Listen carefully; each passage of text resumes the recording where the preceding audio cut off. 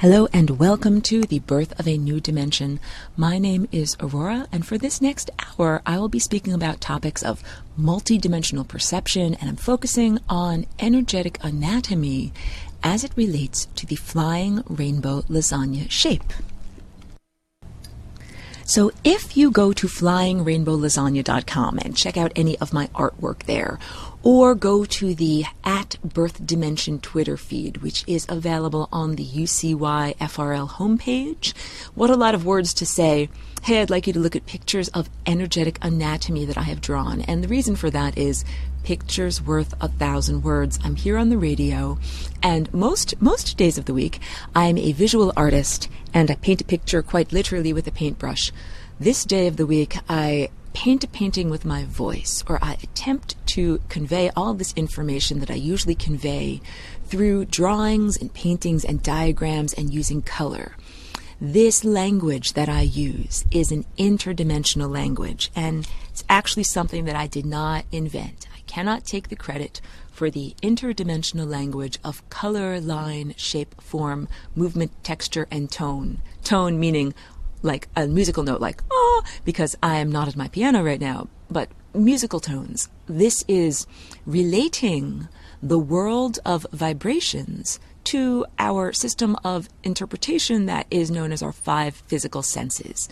But this world of pure vibration can be perceived by other entities too that might have different sensory apparatus than you or I do. So the idea is that this is a language that is a common ground between various different entities, some of whom might have physical eyeballs, some of whom might not. And so we have to find a way to share knowledge beyond the flapping of the moving mouth parts, as I like to jokingly refer to this.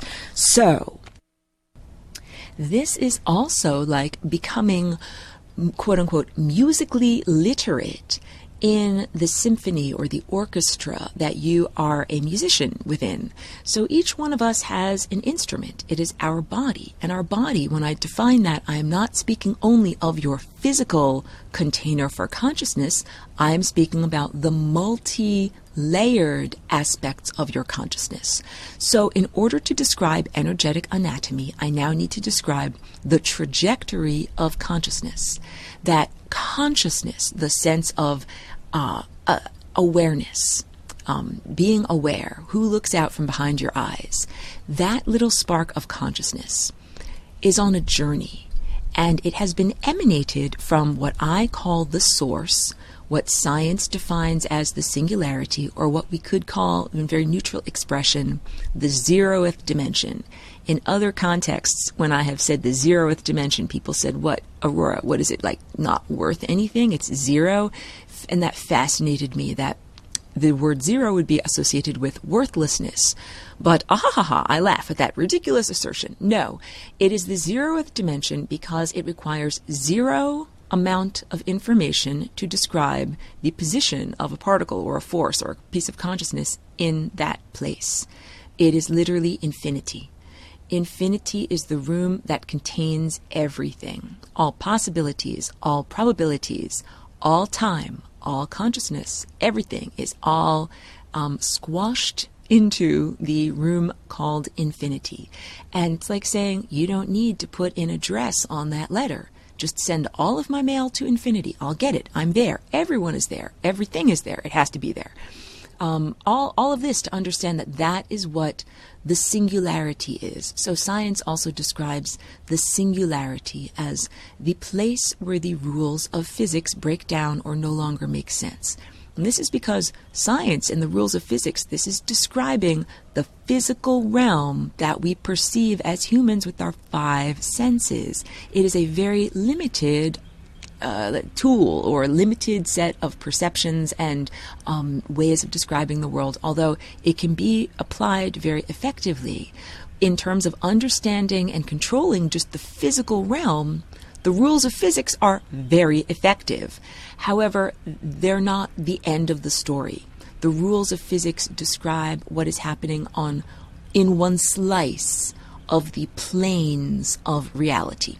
So the physical realm is analogous to the color red and to your primary chakra, your first chakra. It's the one that is at the base of your spine, and it is what connects you to the physical planet Earth, connects you to your physical body. It's how you get into a physical body.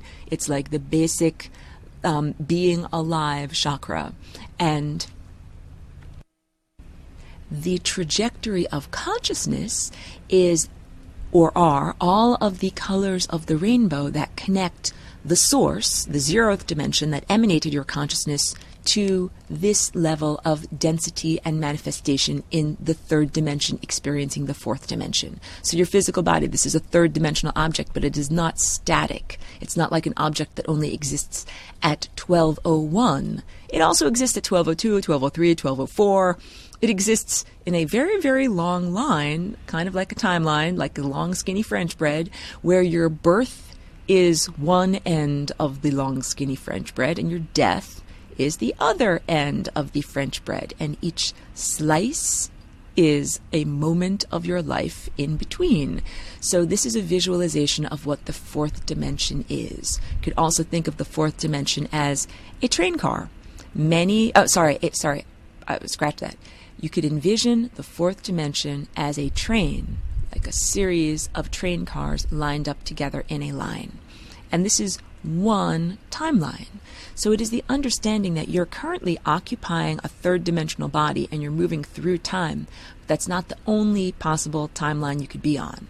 It's not the only possible train, quote unquote, you could buy a ticket for. There are other trains that leave the station, and the station is the 5th dimension. Or as I've described, the 4th dimension, the long skinny bread of your life. The 5th dimension is the bakery where the bread is made. Okay?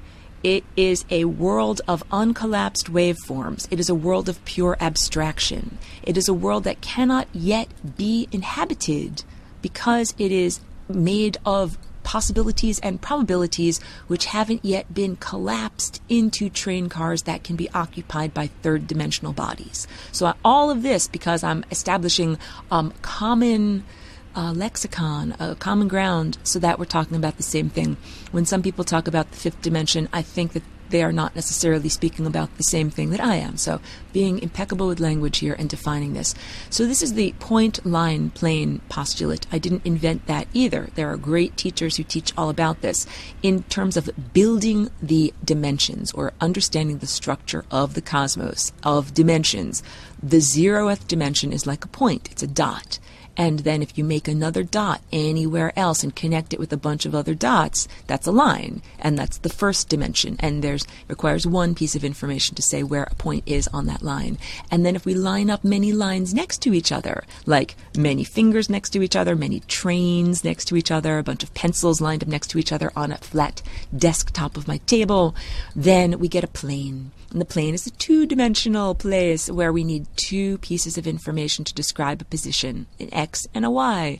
And if we stack up a bunch of planes, then we get a cube. This is the 3rd dimension. We are super familiar with the 3rd dimension because we are 3rd dimensional occupants. We occupy the 3rd dimension and we know all about it. However, this is the critical integument here in terms of understanding time. Time means that there are many different versions of an object. There's the object of 1201, of 1202, of 1203, of 1204. And your consciousness or your awareness is transferring itself from object to object. You are the occupant of the train car. And when it's time to move to the next moment, you step out of that train car and move into the next train car. Your awareness is moving. We could also think of it as an old-fashioned an old-fashioned analog record or a modern digital CD, where with the record, your awareness is like the needle on the record, and with the CD, your awareness is like the laser that points to the stored information. And the key thing here is that it is your awareness that is unlocking the experience. This is the key to observership, what science describes as observership, that until the observer applies their consciousness to a set of uncollapsed waveforms. It's just a field of pure possibilities and probabilities. So in describing your energetic anatomy, this is describing the many layers of your body, including your physical. Your physical body is third dimensional. The rest of you is made of time. You are made of possibilities and probabilities. And you, as a piece of meat and, physical matter and consciousness in that matter, you are submerged within a sea, an ocean of possibilities and probabilities. So learning to navigate this ocean of possibilities and probabilities is our life's journey, and it is what we are doing in this refinery of consciousness. So it's a refinery of consciousness in several different ways. In one way, we are exploring every single possible iteration within a lifetime to determine what is the path of least likelihood or the ascension timeline for each individual person. This is key. Being an ascended master is not something that is only for special, certain, lucky individuals. If you were born in a body and you're here on earth, you carry within you, within the record of your life, within the song of your life, the potential to be an ascended master. And that is like the hole that the needle attaches to the record player, or it in the torus, because all of this is the shape. I should have described that earlier. All of this is shaped like a torus. Your non-physical energy body that surrounds and interpenetrates your physical body is shaped like a torus or a donut. And so too are all of these chakras, or energy centers, or spinning wheels of energy on your body shaped like donuts. Same thing with Earth's magnetosphere, the invisible yet perceptible by science envelope of energy that surrounds our planet and protects us from various forms of cosmic debris and over inundation by stellar radiation, is also shaped like a donut. And the sun's heliosphere, which performs a similar role, but on a much grander scale. The sun's heliosphere extends far beyond Pluto and the exoplanets, and it is also a protective envelope of energy that prevents stellar debris, asteroids, comets, meteors, etc., from entering into the solar system and disrupting the development of consciousness and organic life, multicellular life, as it is developing on the inner planets here. So all of these, we are talking about protective energetic envelopes. And these protective energetic envelopes, we could think of them as electromagnetism, the relationship, the interrelationship rather, of electrons as they are flowing and the magnetic field that creates them. And or we can understand this as time, because when electrons are flowing, they are representing the flow of time.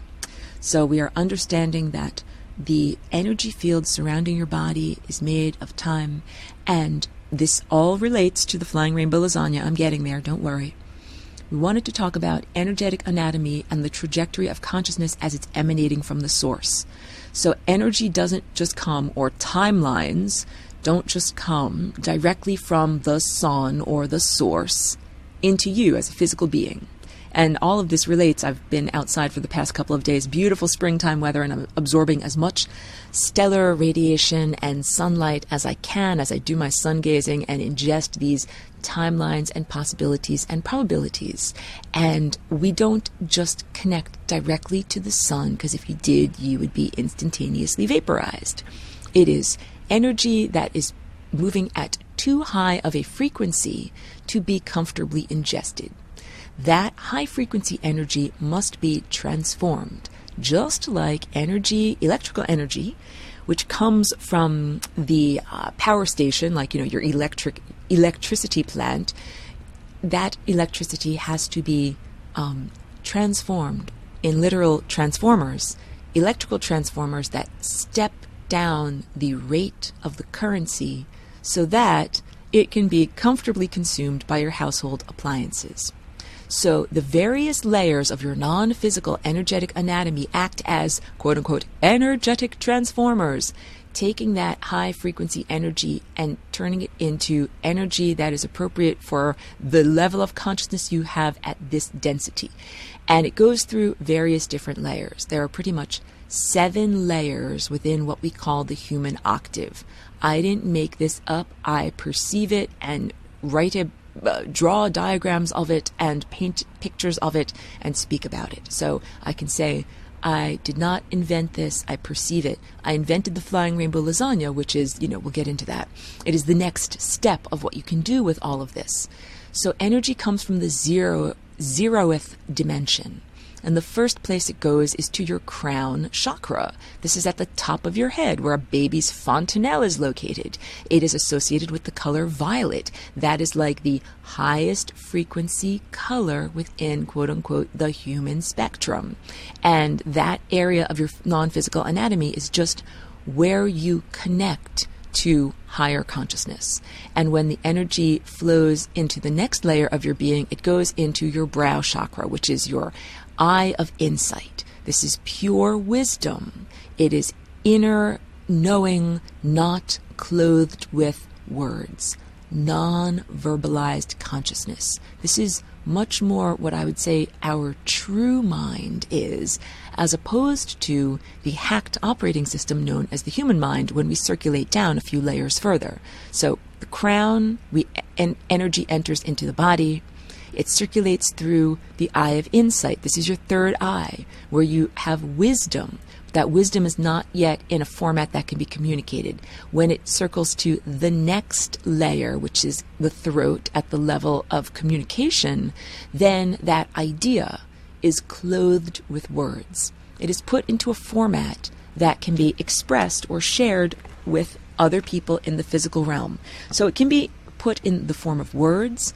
Can also be put in the form of music or gesture, like to dance or to mime, or basically anything that you can do with your arms in order to express yourself.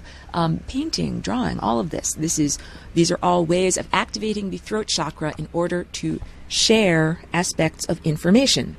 And then energy has to circulate through the heart. And the heart, although it is associated with romantic love, can be more accurately understood as a clearinghouse for all information, like the central processing unit of the organic computer, which is your being. It's the nexus, the center of the circle, where all of these energy impulses coming from above to below and from below to above have to go through this center. And it is also where it's the fulcrum, where there is balance between two divergent realms. So the energy impulse has been now insight clothed with words or some form of communication, goes through the heart, which is the central processing unit. And then the next layer is the human mind. This is known as your daily waking consciousness, what most people associate with and identify with as quote unquote me. It is your ego, but it's not the totality of who you are. It is your daily waking consciousness, because you also contain all of these other layers that you are possibly peripherally aware of, because mostly you're focusing your awareness on your daily waking activities. That is, when energy reaches that level of your being, that is when you usually become aware of it. You think something. But you understand, this is like saying, energy has circulated through several layers of your body before you have become consciously aware of it. And from there, the energy circulates to your emotional centers. It's like saying, I had a thought, and the thought gave me a feeling. I had an emotional reaction to the thought that I had. And then that energy circulates further into your physical body, which means that the thought created an emotional reaction, and then it creates a physical manifestation. It could be a biochemical reaction, like a flood of endorphins is an example of manifestation into the physical realm. Or like if your cheeks flush, like flushing your cheeks. Or how about, if jumping out of your chair because, you sat on a tack or something like that, or, you've touched a hot stove and you have jumped away from the hot stove. These are like the physical manifestations of the energy impulses. And by the time the energy reaches the physical realm, it has been, a couple of things have happened. First of all, it's manifest into this layer of density, but in order to do so, it has become more distorted, or it's also become more slowed down. Or we could say that more filler has been added to it. It has been diluted. So the initial impulse, the initial frequency impulse, was a very high frequency impulse, and it has been slowed down or entropically distorted intentionally so that it can get to your physical body without completely burning out or overwhelming or overloading the circuitry of this organic computer. And what I've described, this is the trajectory of consciousness. Consciousness comes from the stellar network, a realm of pure abstraction. Abstract means not according to the anthropomorphic system of interpretation, not human. It would be interpreted as pure light, color, energy, the movement of polygons, color, line, shape, form, movement, texture, and tone. Music, if you perceive it as music. So we're coming, energy from that realm comes through the various layers of your non-physical energy body until it reaches your physical body, and then it is manifested in the physical realm. That's not the end of the journey, because I said this is a refinement. You're in a process of refinement. So that energy impulse is meant to be experienced in the physical level of density and then sent back to the source so that you are in a loop connected to the source of your consciousness. I've spoken about this extensively. I think I mention it almost every week. The idea that this is what our human bodies and the human experience was intended to be. Containers for consciousness in the physical dense realm that are still connected to the source of consciousness and send back real-time broadcasts of our experience being here using matter and light and energy and having these wonderful experiences, as opposed to what has been happening more recently.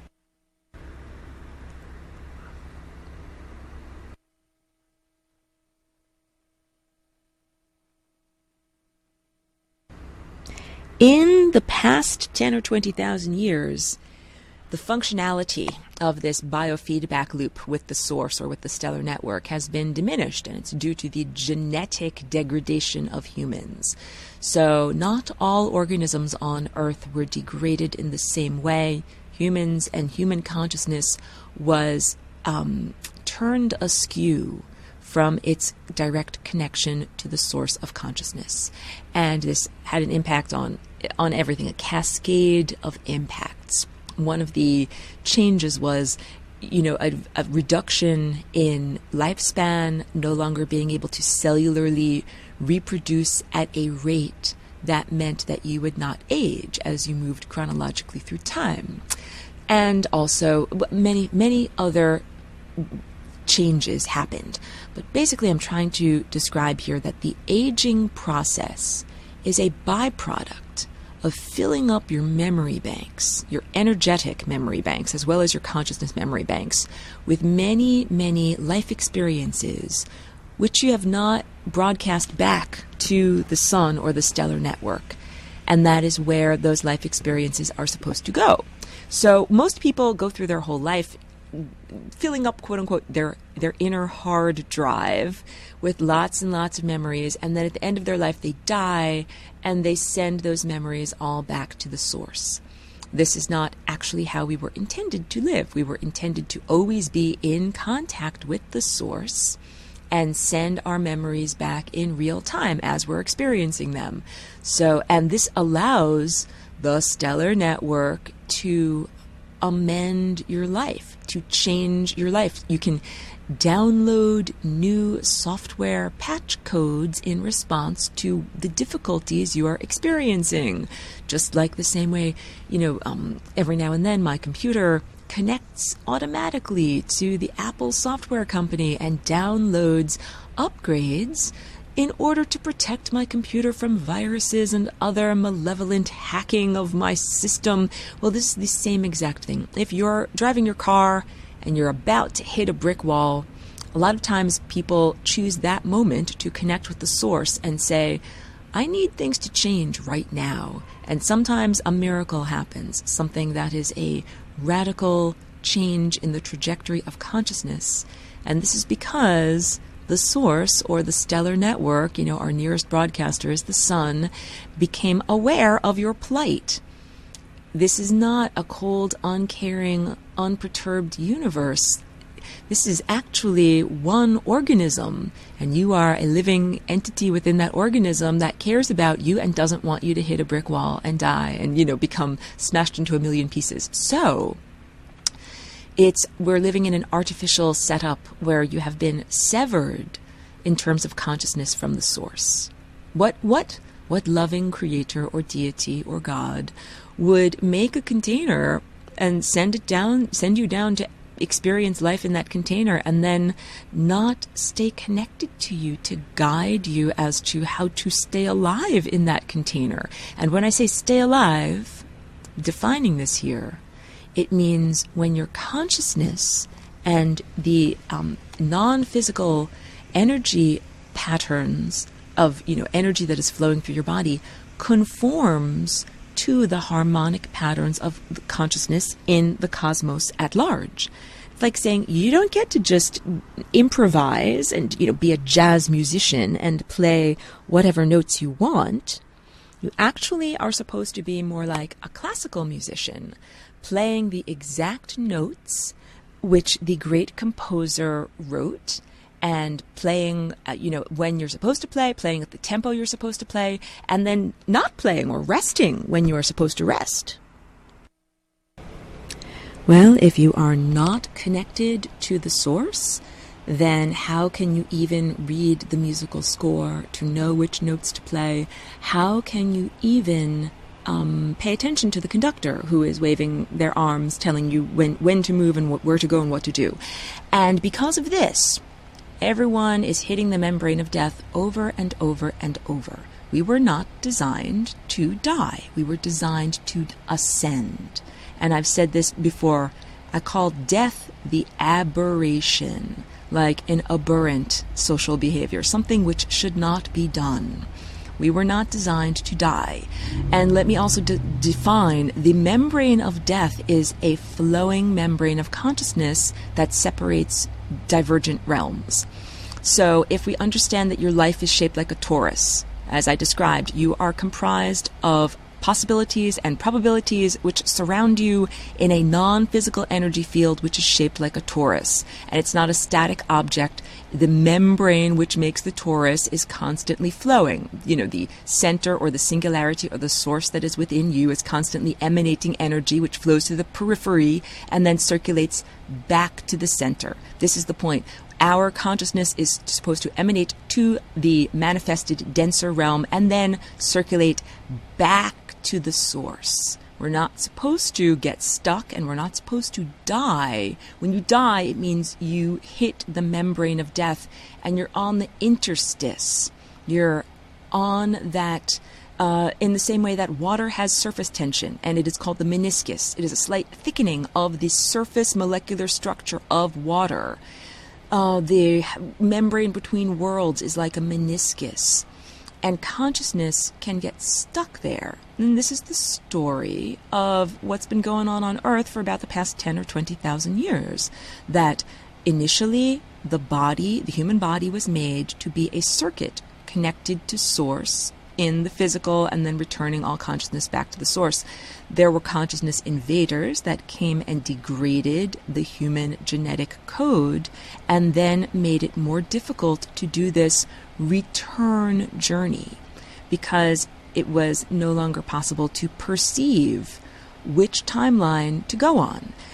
Your higher faculties of your body, of your non-physical energy body, like your crown, your eye of insight, your throat chakra, and all of that apparatus rests upon the rotating field of unconditional love and acceptance that is created by your heart. This is your higher faculties, and when they're properly tuned, like an instrument that is properly in tune, it allows you to see through time. So you're not just driving blindly on various timelines, or it's like if you're on a train and you see this train is about to go off the edge of a cliff. Maybe I should buy a ticket to get on a different train. And this is called moving the needle of your awareness onto a different groove on the record. And the way that we are supposed to be in control of the trajectory of our consciousness. And the way that we change where our awareness is focused is through changing our ideas, changing everything that we ingest, the thoughts you ingest, the context which you ingest, what you're looking at, what you're feeling with your senses, the food that you ingest. And so when I tell you information like the flying rainbow lasagna exists, this shape exists, and you can embody it and it can change your life, that is one crucial piece of information that begins this process of changing your groove, changing your awareness, in exactly the same way that epigenetics, science recognizes this. This is called the code which rules the code. Your genes are like, quote unquote, the record of you. But you don't have to play every single song on the record. If one of those songs says, build a nasty cancerous tumor, you don't have to play that song. You don't have to have the needle of your awareness play that song. This is called epigenetics. You can have aspects of your genetic code so tightly coiled in the supercoiling process that RNA messengers cannot read it and cannot build a cancerous tumor. Or the opposite can happen. If you believe in the inevitability of cancer, even though you might have the solution to how to dismantle a tumor written in your genetic code, if your awareness cannot believe that that possibility exists, you will never play that song. You will never experience a dismantling of your tumor. You will not experience a spontaneous healing. You will experience decrepitude and death. Science recognizes this. This is called epigenetics. Identical twins have identical genetic structures, but they don't develop identical diseases. And this is because of consciousness. So our consciousness and our choices and our awareness has a great deal to do with what our life experience is. And I've spoken about how we are here experiencing every single possible iteration of our life. On the French bread of your life, you're not just one French bread. Imagine a whole bundle, like an armful of French breads, but they're shaped like a vortex. And many of your timelines died or were severed almost an instant after birth.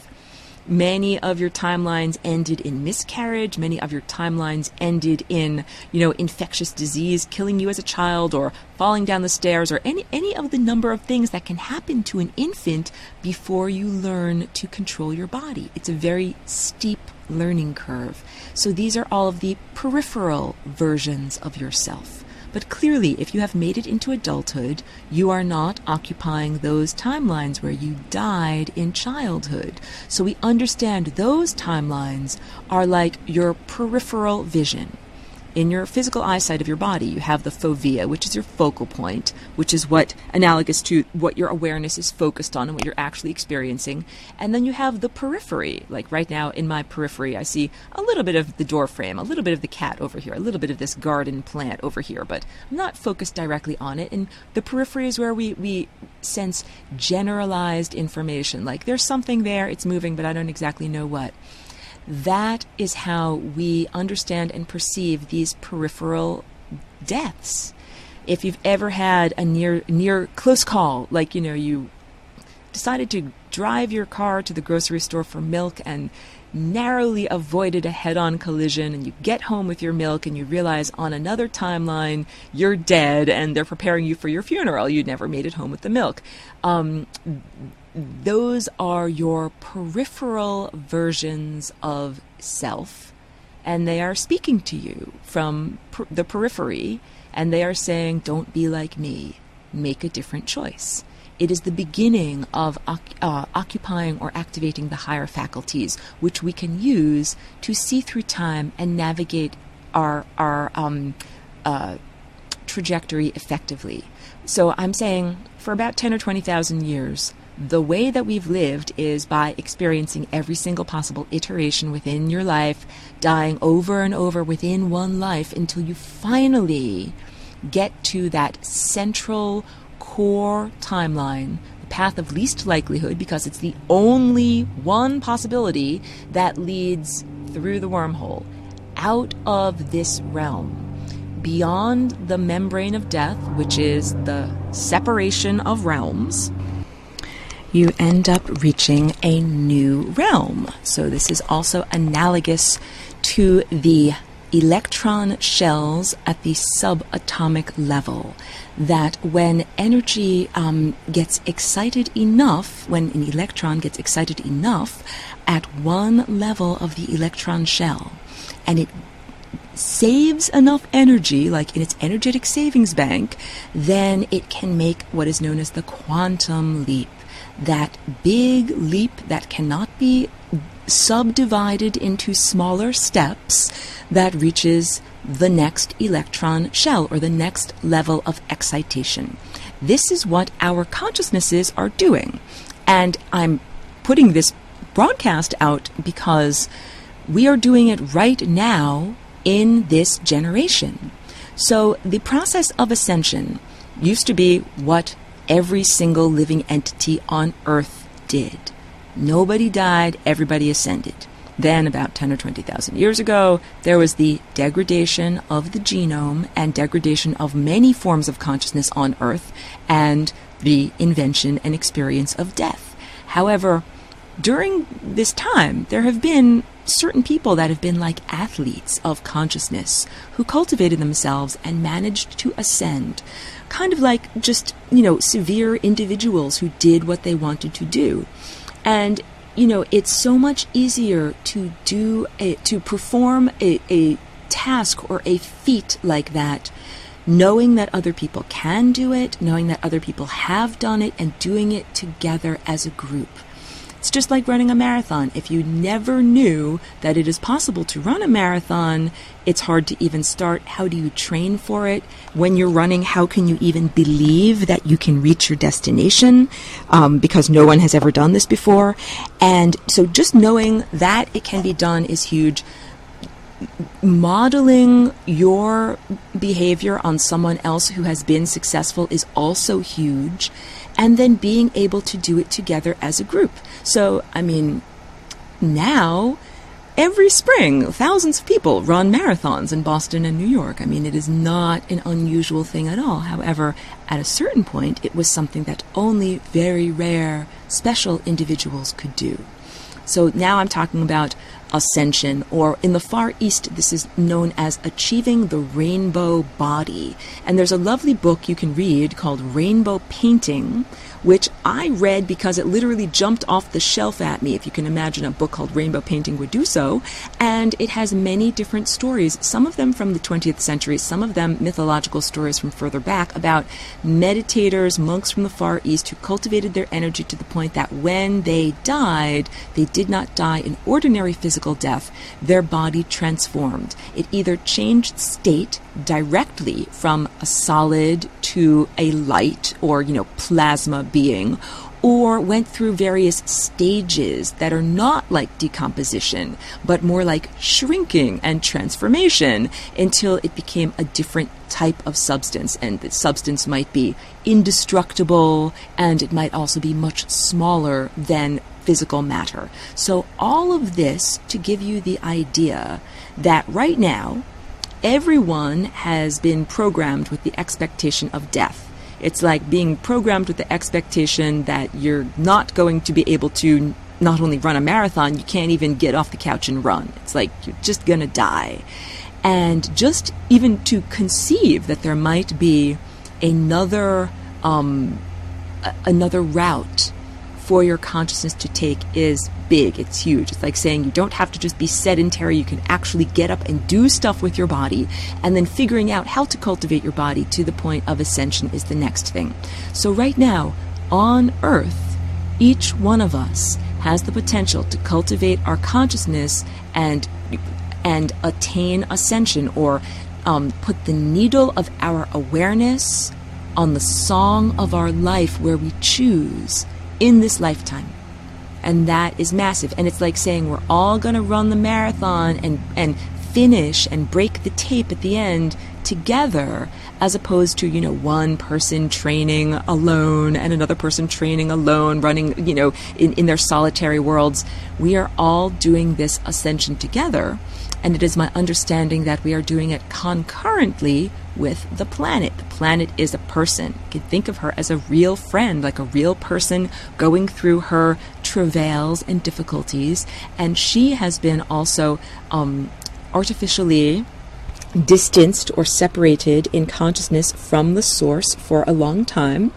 And she is absolutely reconnecting. And this is the ascension process.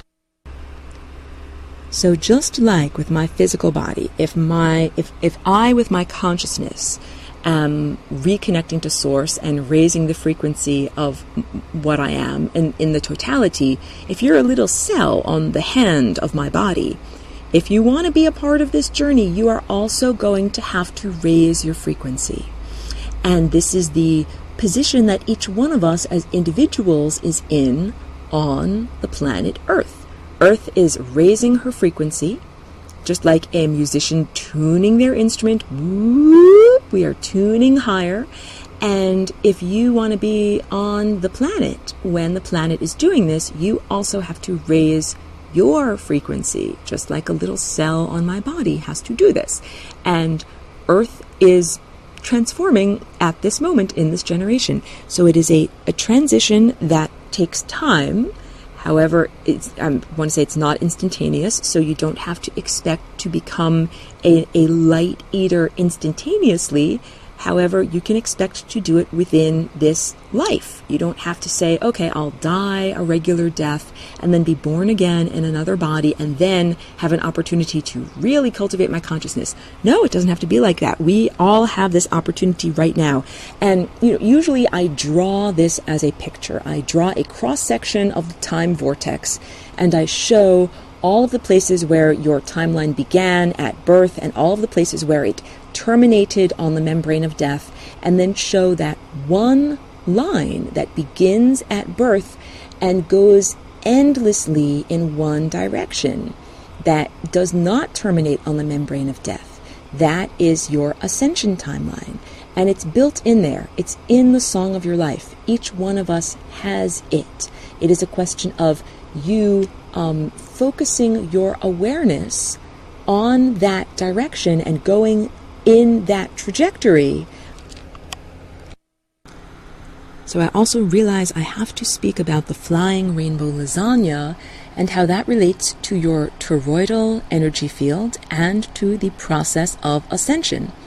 Basically, the invention of or creation of the flying rainbow lasagna shape in 2001 is what has ushered in this new era of opportunity where everybody can rearrange their genes and get on their ascension timeline. The limiting factor to getting onto your path of least likelihood has been the genetic squashing or the degradation of the human genome that made it difficult for you to activate your higher faculties and see through time and properly navigate onto the timelines you wish to experience. This is like saying you were blinded and you were given a paintbrush in your hand, but you couldn't choose what color paint was on your paintbrush, and you couldn't see what you were actually painting. And this is why your paintings ended in death. When you activate your higher faculties, it means that you now have control over the paintbrush of your mind, or the paintbrush of your imagination. No longer do you imagine the things you don't wish to have happen. This is called fear and anxiety. Now you use your mental paintbrush to create the reality you wish to experience. So you would never use your mental paintbrush to say, paint yourself driving into a brick wall when you go out to buy some milk at the end of the day. You would paint a different reality for yourself if you were in control of your paintbrush. Well, the Flying Rainbow Lasagna is the tool that you can use to rearrange your genes or rectify the genetic squashing. And I invented it in 2001 in my journey of coming here as a walk-in. And the way that things work in the cosmos, you are motivated, one is motivated through self-interest, and then what you create out of self-interest is applied to everyone. I created the Flying Rainbow Lasagna because I had to. My back was literally against the wall, and it was either do something or don't exist anymore. And so what I did was created the next highest dimension. I took the energy field and vibrated it in a new direction. So if we're talking about the leap of consciousness from the second dimension into the third dimension, like you're a little ant walking across a flat surface of paper, and you don't have wings. So how can you jump off of that surface to get into the next dimension? You have to rearrange your anatomy. You have to grow wings. You have to be like a fly or a butterfly. And then it's easy for you to jump off of the surface of the paper and go directly upward, okay? So I described your non-physical energy field as being shaped like a donut. Your genes, when they are supercoiled, are also shaped like a donut or a torus. And let me describe what supercoiling is. So for much of your genes' lifespan, they are unfurled like a sweater that is not knit into the shape of a sweater. It's just yarn. That's called chromatin. And when your genes are unfurled like that, that's when RNA messengers can read them, determine whether they're going to grow or dismantle a cancerous tumor. And all of that happens during the main portion of the life cycle of your cell. Only when the cell is getting ready to divide, mitosis, do the genes curl up into what is called supercoiling. If you want to check out some awesome videos, go to YouTube and look at supercoiling, because there are wonderful patterns that are created as your genes have more energy added to them. The twisting motion is an adding of kinetic energy, and at certain levels of being twisted, your genes create a torus shape. So when you vibrate or oscillate that torus shape in the next highest dimension, it's like the little ant jumping off of the surface of the paper and being able to fly into the next dimension. Let me give you more of an idea of this. Ordinarily, we are separated by all of these membranes. The membrane of consciousness that separates you as an ego from the rest of the world. The truth is, you are not a separate being from the rest of the world. There are 50 types of fungus that live on your big toe. So if my foot right now is touching the soil on my little garden right here, there's literally no distinction between my toe and the earth, because it goes the skin of my epidermis, then the 50 different types of fungi that live on the outer surface of my epidermis, then the 50 million different types of fungi that live on the surface of the soil, and then the soil. There's literally no distinction between myself and the planet upon which I stand. And same thing with, we could talk about air and the microbial realm connecting me to the atmosphere, and we could talk about light and consciousness connecting me to the stellar network, really understanding that I am submerged within a continuum of energy and particles and consciousness. That is to contrast with the more common viewpoint, which is to say, I am an ego, and this is me versus the world, and I define me as everything that is inside of my epidermis. Like my skin is my membrane, and everything inside of my skin is me, and everything outside of my skin is quote-unquote not me. And the Flying Rainbow Lasagna is a tool that we can use to vibrate any membrane or anything that divides two divergent realms, seamlessly combining those two realms, but without cutting the membrane, because that's like not an allowed action. It's like against the rules of the cosmos. And if a lot of this sounds arbitrary, it's a giant math problem. All of this, the language of color, line, shape, form, movement, texture, and tone, it reminds me a lot of math and logic, because it is a structured system, and the strength of the system comes from how well put together the structures are. And when there are weaknesses and vulnerabilities, it's because there is asymmetry or aspects of the structure that are not built well. And all of this, when you get into non-anthropomorphic levels of perception and you just look at the abstraction, you begin to see that organisms exist because they conform to energy patterns that work. And this is what I was defining before as life. When we define life, organic cellular life and consciousness life, as beings who conform to the musical score of the cosmos. They're musicians who play the right notes at the right time. And when you do not conform to that musical score, you die. When the cells of your body are not arranged according to the harmonic patterns of energy as it flows in the cosmos, what many people describe as sacred geometry. But I don't use the word geometry because that literally comes from geo and metric, meaning to measure the earth, and we're talking about a system of perception and sharing information that goes beyond Earth or beyond the mundane world of matter and human consciousness. So I only have a few minutes left here. I don't want to forget to tell you this.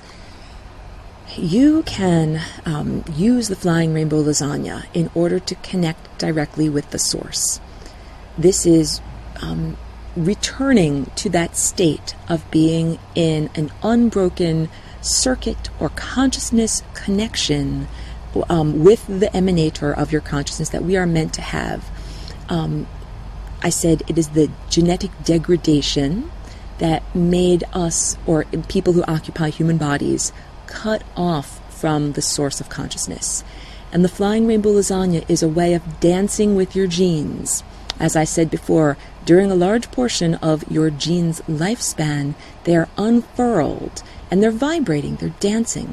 You can apply the oscillating movement of the Flying Rainbow Lasagna to restructure your genes so that now you can connect directly to the stellar network and to the planet. So this is called getting beyond the hacked operating system known as the human mind. Getting beyond those pre-programmed limitations of consciousness and belief system that tell you you have to age, you have to become decrepit, you have to die. You can ingest a completely new program from the stellar network. And when I say the stellar network, I mean our nearest star, the sun, and also all of the rest of the stars, because all of the stars are connected through the singularity. The Flying Rainbow Lasagna is the shape that you make when you recognize as an individual that you are also connected to all of these other singularities. So the singularity, by definition, this is the 0th dimension, as I described earlier in this broadcast. By definition, it is single. There's only supposed to be one singularity. When we look at the Flying Rainbow Lasagna shape, we see that there are two pointy ends, two pointy violet places. And this is representative of the singularity. And you can say, but Aurora, you're only allowed to have one singularity. And I say, yes, you are correct. You're listening.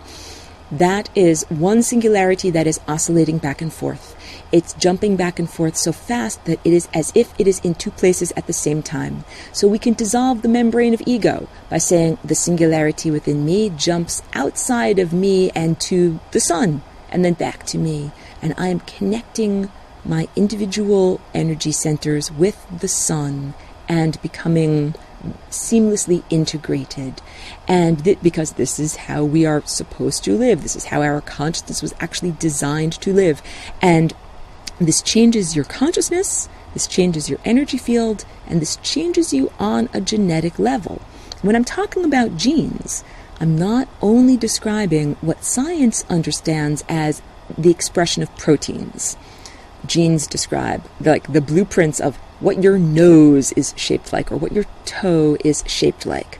Genes are much more than that. Yes, they describe the shape of your physical body. Your genes determine the shape of the train car of the moment. What I'm referring to now is my analogy from earlier in this broadcast. You're on a timeline. The timeline is like a train. It's made of different train cars or moments. And your genes are literally what cause you to inhabit a particular moment.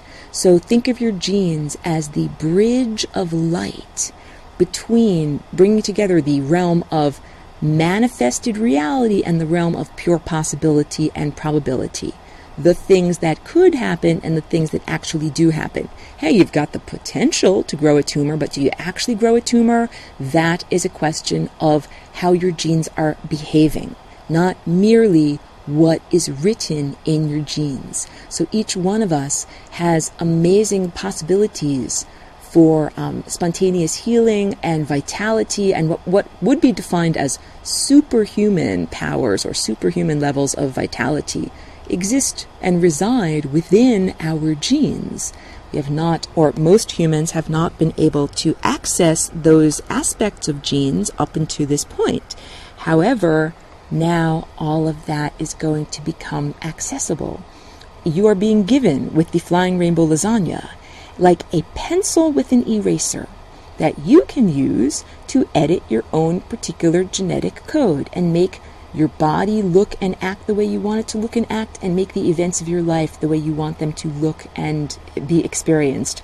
And so I am not a carpetbagger. I'm not some kind of cosmic overlord who came here as a walk-in and is imposing like an authoritarian person without your choice. You must do this. No, I laugh. It is not like that at all. I offer you options. And also, we are in a symphony and we are all affecting one another. So, of course, I'm like a very loud voice singing in the choir. You can hear my voice probably in your genes right now, vibrating.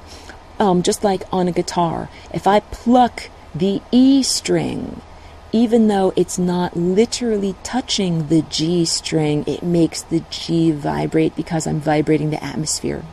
So I'm here as a walk-in. P.S. Sorry if I haven't explained that throughout this whole broadcast. I'm a walk-in. I came into this physical, earthly, human female body in 2001, and the portal through which I came is the Flying Rainbow Lasagna. I invented this as my own contribution in the language of color, line, shape, form, movement, texture, and tone. And I offer it as open source code for your DNA.